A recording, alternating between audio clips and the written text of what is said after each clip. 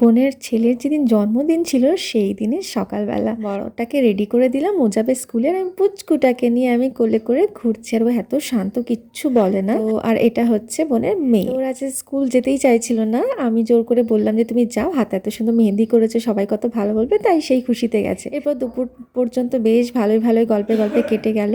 এখন আমরা এদিকে দেখো রান্নার প্রিপারেশন চলছে, এদিকে যে মেহেরকে রেডি করে দিয়েছি আর আমিও রেডি হয়ে গেছি। এবারে বার্থডেটা সেভাবে হয়নি, মানে কেক কাটিং যেটা হয় ওইগুলো বেলুন টেলুন দিয়ে সাজানো সেসব কিছু হয় না। এটা পুচকুর জন্য এই ড্রেসটা এনেছি।